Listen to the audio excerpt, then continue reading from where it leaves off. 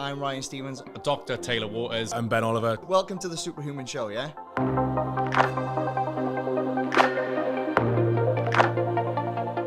Welcome everyone to the Superhuman Show with myself, Ben Oliver, and fellow coach Ryan Stevens and Dr. Taylor Waters. So the topic of discussion today is going to be paralysis by analysis, where there is so much information out there now regarding nutrition, training, supplements, hormones, and I think it tends to stop people from even starting the process and just ends up in a long-term procrastination without getting any results. So let's talk about nutrition first. What are some of the things that you see online, Taylor, which you found that have just seemed to confuse people? We'll talk about fat loss for starters. What are the things that you read or see, or that you have clients talk to you about that has led them to procrastinate and not get any results before they've started working with you? Well, I think before we got on the podcast now, we were talking about the internet, isn't it? And how it provides so much information. And that's one of the good things, but then it's also one of the bad things as well. It provides too much information. And it's very difficult to then decipher what works and what doesn't. And when you think about fitness being the business that it is, everyone needs to reinvent the wheel in order to sell it. So what you've got the initial product of nutrition, and then someone gets it, tries to sell it, so they dress it up as a different package. And then the next person dresses up again. And that's been going on for the past 10, 20, 30 years. And now what happens, you've got this wheel that's being reinvented so much that it's now no longer the wheel. So when everyone's trying to process all these different pieces of information that then conflict back and forth as well. So you literally get two dietary strategies, both giving the complete opposite information, and someone's now got to interpret that and apply it to themselves. So what you find is they're so confused before they even start anything. They just sort of delay that start process because they don't know where to start. And so we've all come from academic backgrounds. Yours in behavior, mine in nutrition, Ryan's, yours in strength and conditioning. When you work with clients, Ryan, starting their nutrition process, you get it a lot where they might say, I want to try X. Like, let's say I want to try doing this while being a vegan, or I want to do the carnivore diet, or something that they've read for some reason. What are the first questions that you would then ask that client before? Because we know as a coaching strategy, it's not a good idea to just crap on the idea from the start, because you're still trying to build rapport and figure out the why behind the client. So when someone presents that to you, what are the kind of strategies that you would use with them to maybe go a different route to get them the results that they're after? Yeah, I think you make a really good point there, because as we know, there's no special thing about one strategy. But I think if you automatically call that strategy out, you're just going to butt heads with the client. And like you said, you really need to build a rapport when you first start off. So the first thing I would say is, like, why do you want to do that diet? And I'll talk about the positives of that particular diet, because there will be some positives to it. And I think if you start to lean on the positives first and say, okay, well, whatever the strategy is, you say, okay, well, these are the positive of it. We can try that. Start with that. I think it's really important that you start there.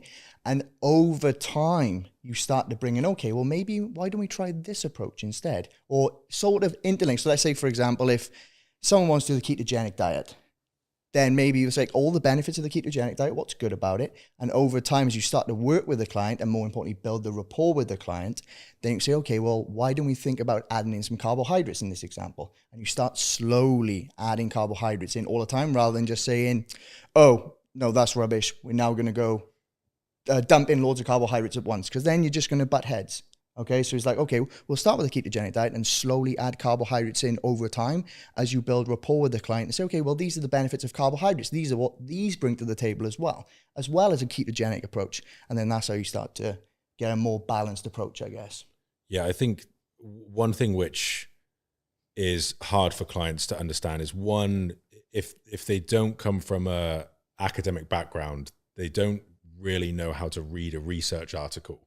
And so it can be really common where you see an article online, whether it's Men's Health, Men's Fitness, T-Nation was a classic one that I used to read. And there'd be a bunch of PubMed references posted.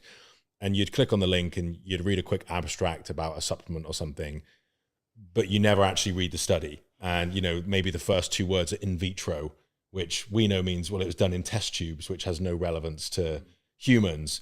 But then they're going to try implementing this supplement or routine because, oh, no, there's research. And so it's far more nuanced than there's been studies on this isn't an argument to necessarily do something, I think. I think, sorry. No, carry on. I was thinking, the thing is as well with nutrition is everyone, and literally, because everyone eats, so everyone has an opinion on the best way to eat. And even to the degree where, you know, people are given, you know, no one asks them for nutrition advice, yet you'll have some random person online giving their version of their diet. And it's like, it doesn't, like, how does that apply to anyone? But then whoever's watching that and whoever follows them, especially if they have some level of influence, like that's not what they're followed for.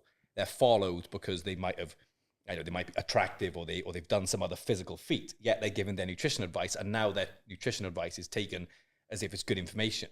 And it's like I remember competing, I prepped for a show, and I was in my final few days before a show, and my dad's wife, not my mother, my dad's wife was giving me nutrition advice for what I should be eating in the run up to the show.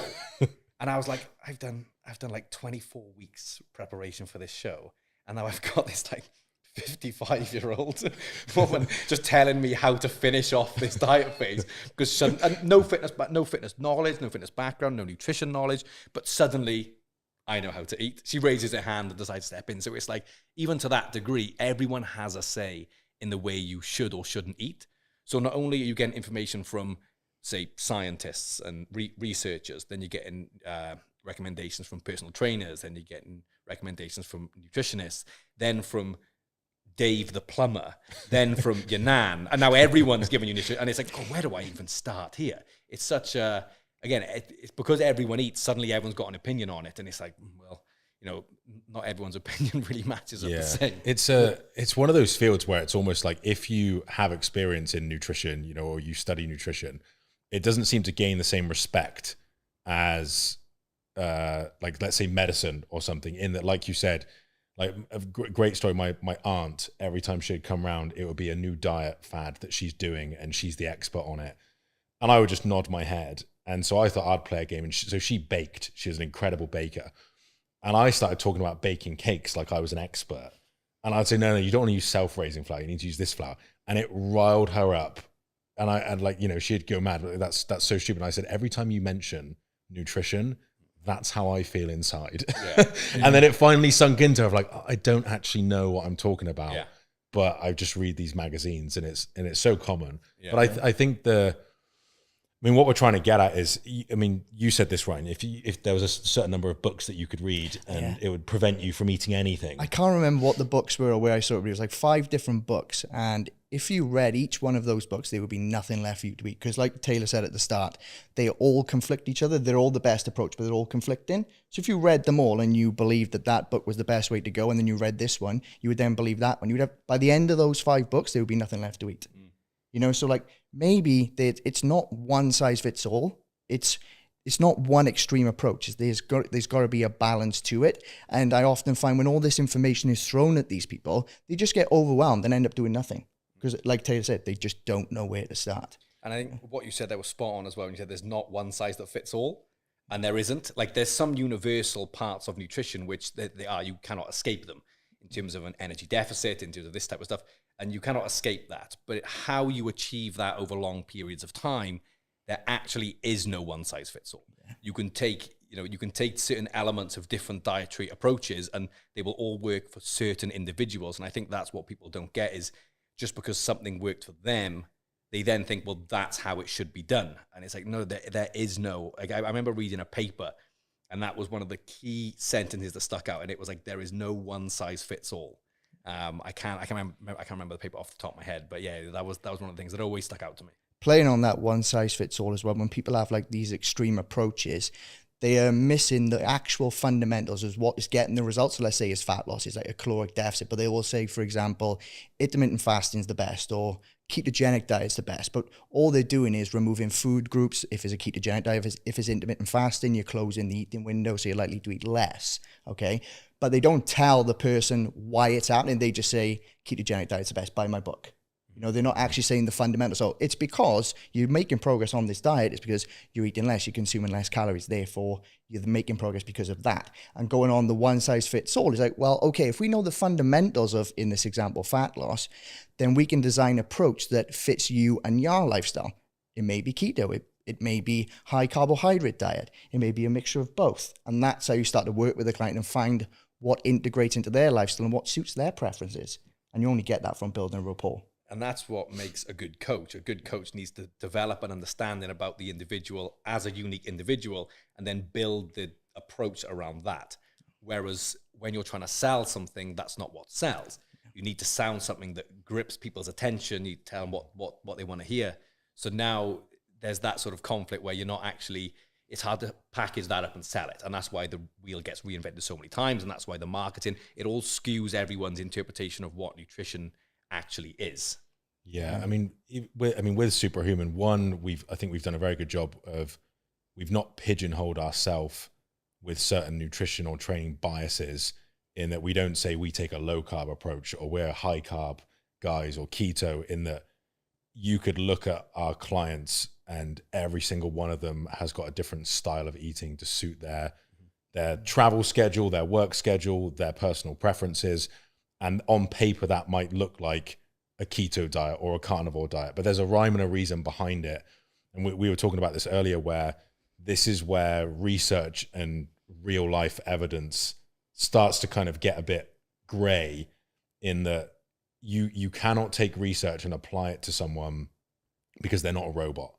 In that you can do all the research and try and build the most optimal plan, but that has no relevance when it comes to working with an individual that has their own preconceived biases about nutrition, their own personal preferences, life stresses, a career, a family, you know, all of these things. In that you see it so many times where we spend ages on a perfect training program and then someone's like, oh, I don't like that exercise. And it's like, right, well, that goes out the window. Then it's a suboptimal program. But the most optimal program is one that someone can actually stick to and enjoys for a long period of time, or they can stick to for the desired period to get the outcome. Because I don't like and I've changed my tune on this, because it used to be, if you can't see yourself doing it in a year, you shouldn't be doing it.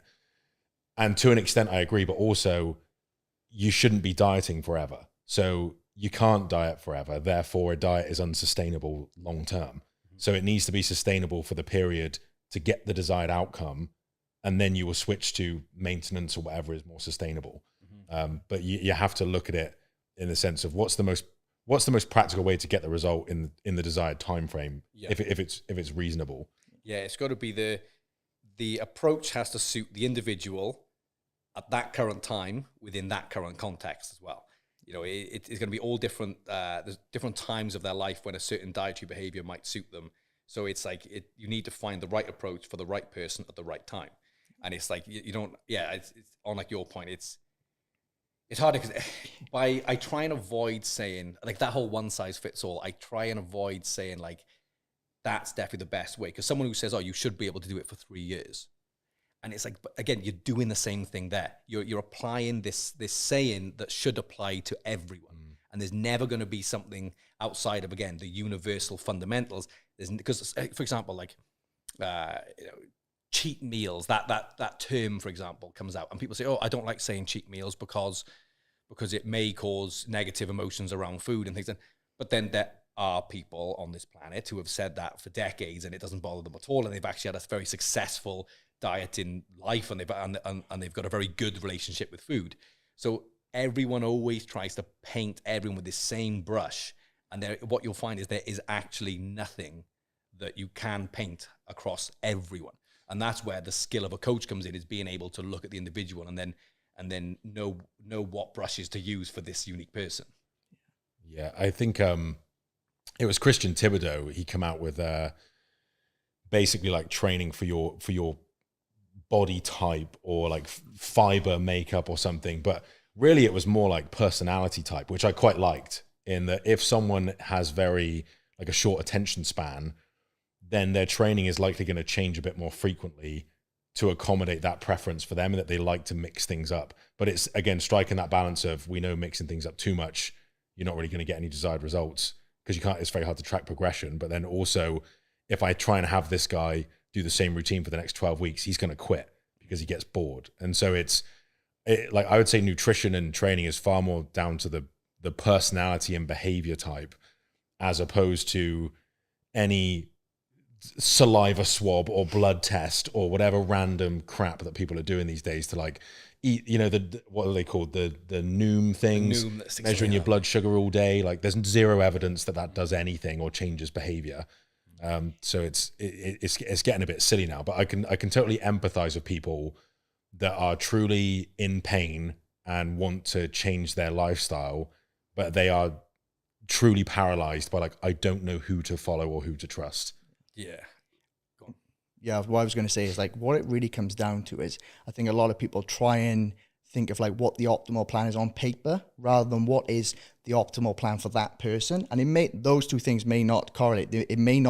Like, I've wrote some training programs and give some nutrition advice, and on paper I'm like, oh God, like, if someone read that and they didn't have the context, I think you're an idiot. Yeah, they think I was an idiot. It's like, who give you this? Like Taylor's mum, but it's like my dad's girlfriend. That's the one, yeah. I'm my mum's class. However, like I've given a training program before, like some emergency services worker, like working really long hours, family, didn't have time to go to the gym. And it's like, okay, from the moment you wake up to the moment you go to bed, you're going to do 100 push-ups across the day and 100 squats. That's your training plan.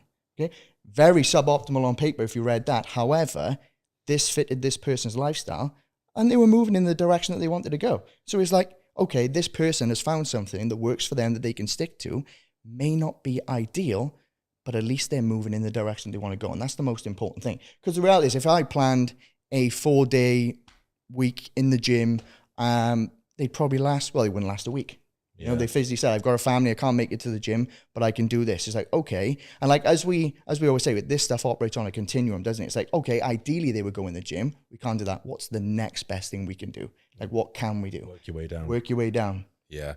I think from a coaching standpoint, if you've acquired all this knowledge over years, maybe you've studied academically and you've got a degree or a master's or a PhD like Dr. Taylor. I think if you're not careful as a coach, though, you can let your ego get the best of you, and you're trying to showcase your knowledge too much, which really isn't helping anyone. In that you're trying to, you've just learned about periodization and all these, quirky nutrition things and nutrient timing. And then you try and build this amazing plan.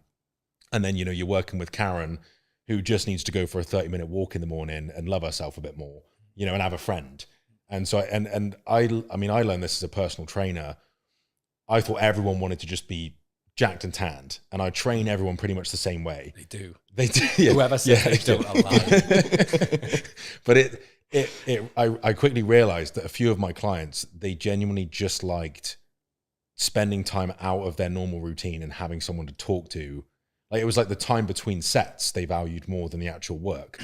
And then it completely changed my view of personal training, that it turned more into kind of like what we do at Supra. It's like, it's personal development. It's not just like, yes, you get lean, you change your body composition, but to say that you do that without developing any mindset shifts, belief changes, and things like that would be silly, because that it all goes hand in hand. But if you had to, if you've got that person that say, I'm just stuck, like, I don't know where to start, what's your first piece of advice that you would give them just to get them going? It depends what the context of their goal is. So give me a more. So let's just say someone is 30 pounds overweight, wants to drop body fat, and they're reading things like they need to eat carnivore, but then they'll read someone that will say veganism is going to be the way, and it's going to detox and cleanse, and meat's bad for you. Then you've got the intermittent fasting, like Ryan said, keto, like all of these things, and they don't know what's best, and this is leading them to not even start anything. What's the first thing that you would say to that person? Well, I think I like to sit people down, and when you look at behavior change techniques, one of the techniques you use is enhancing knowledge and understanding. So what I like to sit down and really explain how fat loss is achieved, just almost like explaining like an energy balance equation to them. Because once they start to understand, then they will believe it a little bit more.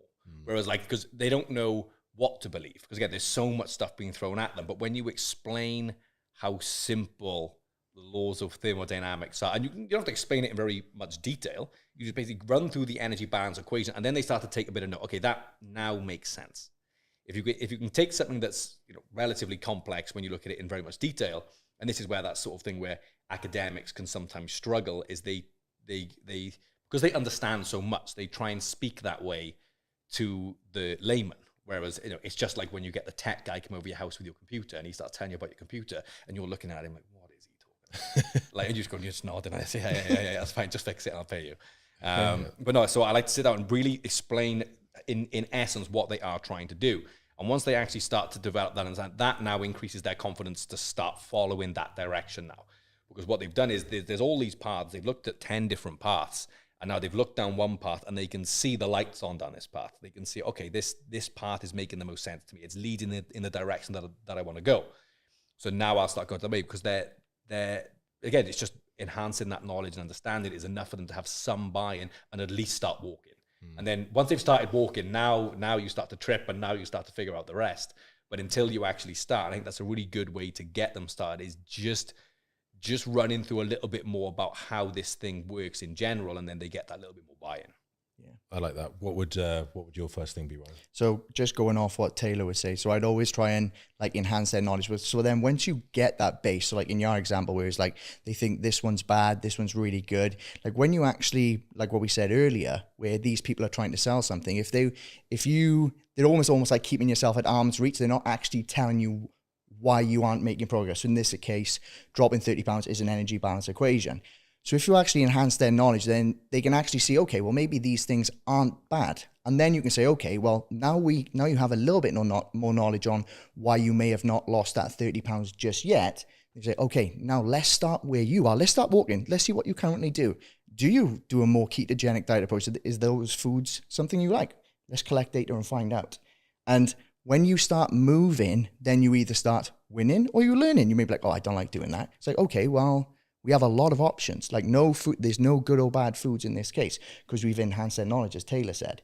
So once you get that base knowledge, and then we say, okay, let's start collecting data on what you currently do on a daily basis, we can find out what your preferences are, and we can start to tweak week by week.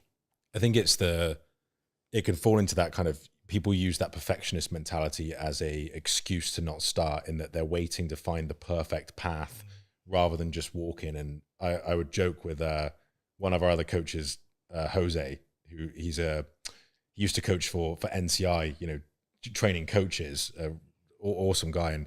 And we would say, and he would use this with his clients, and I'm going to say he got it from me just to take the credit. But so one of the things that he would say to his students was, okay, you've got a 200-pound male, 35 years old, sedentary, goal is to lose 20 pounds. What's your starting numbers, when it comes to like setting a starting plan? And they would all come out with their different, they would use like a Harris Benedict formula, or they'd use, well, they need 1 gram per pound of protein and all these things. And, they would go around, and he's like, well, you're all right, because you didn't say anything that was just completely out there. But he goes, here's what you do. He's like, you throw shit at a wall and see what sticks. In that the starting plan really is irrelevant. You just need to start and collect data and make notes. If you don't know whether to do carnivore, keto, fasting, vegan, try one, see how you feel, make notes, be objective about it, not just emotional. And then say, well, yeah, I don't really like this because X, Y, and Z, this didn't work very well. Why do you not think it didn't work very well? And that's where you can have that conversation about energy balance and things. Try a different approach. And eventually you'll try all of them, which we've all done, and this is why I think when we have these clients that come to us like this, we're quite passionate to kind of just nip it in the bud, because we've wasted 5 years of our training career trying all this dumb shit. And we're like, let me save you the 5 years and frustration, and just get you off and get you down a path which is reasonable, and then they quickly realize like, okay, and sometimes they'll do that crazy shit anyway. And you're like, well, you're going to figure it out for yourself. But it seems to be a very common thing. Again, people will come into our program and we hear it all the time. Like, I think this works really well for my body, says the 300-pound man. And it's like, well, you're not Bill Kazmaier, so I don't think that 300 pounds is muscle. And so it's like, okay, well, first we need a bit of an ego check and say like, is it working for you? Is your goal to be 300 pounds of mashed potato? Okay, even that opinion, isn't it? It's that totally. He's coming with his own opinion on what works best for him, yet he's come to you for help. But if you've already figured it out, why are you here? You've solved the problem, apparently. Obviously they haven't, hence why they're there. But again, it's strange how he's still got that opinion on what works best for him when he clearly doesn't even know yet. All the evidence is stacked against him that approach does not work for him, but he feels it does in this example. And that's an ego thing. Yeah. Like, and I think as coaches, your job is to have those conversations, and sometimes they are hard conversations because people have been trying to solve this thing for themselves for 20 years and haven't cracked it. And then you show them this really simple approach, and it's almost like a slap in the face of like, I've been studying my ass off for 20 years to find the perfect thing, and you're just telling me to eat less and walk more. You're an idiot. Meanwhile, you have clients that come in with no ego and say, I'm at a loss with this stuff. Just point me in the right direction. And they follow everything to a T. They're 40 pounds down, in 15 weeks. They feel amazing. What did you have them do? Eat a little bit less, move a little bit more in a way that suits their lifestyle, maybe throw in a bit of resistance training, and they're good to go. So it's an extremely simple approach, which probably hurts our egos because, we spent the money at university to work out all this fancy crap. And then you realize you could learn the nutrition in a day. You really just need to learn people, which takes years and years and years to get good at and to be able to build that rapport. And that's what a coach, isn't it? A good coach is not someone who knows the most. There's a lot more smart people out there who just can't. A coach is someone who can get the most out of people. That is someone who's very good. I always look at Alex Ferguson was obviously from a football background or a soccer background, depending on who's watching. And it's like the thing that they said about him, he was the best at getting the most out of the people. Although he's a manager coach, and he's in that sort of senior position. And that's what you always find. Like, you can take the same team, you can take someone who's got way more theoretical knowledge, and they'll try and apply that to the team and they just don't get it. And that's where a coach is really good. They're very good at developing an understanding of that person and then selecting the right strategies to get the most out of that person then, both from a theoretical standpoint, but from an emotional standpoint. And sometimes coaches and clients don't actually match up just because they don't. But that's where being the smartest person, and you'll notice that because the level of knowledge that it takes from a nutritional standpoint to help people actually get to their goals isn't overly advanced. There's some stuff that is a bit more advanced than others, and having some more in-depth knowledge puts you in a strong position. However, you don't need super in-depth knowledge from a nutrition standpoint to get the most out of people. And that's where you see it a lot, especially from academic backgrounds. You see some really smart guys, and then you put them in the real world setting where they've got to try and get something out of people, and it all falls apart. Yeah. I think that's where I learned the most, like working on the gym floor when I first started, is that you can learn all this theory like in university. It's like putting that into practice and getting like real results with real humans is a skill. And that's like where on the gym floor, you're just constantly learning like how to communicate with people. Because like I said, like, we have this knowledge. Like, I will try and say it to the client in the most simple way possible. I won't give them too much information, just enough to get them from A to B. I'd only give them my explanation if they ask for it. They'd be like, oh, why are we doing this? Because there's always a reason behind something that we say. We always make a decision. There's always a reason.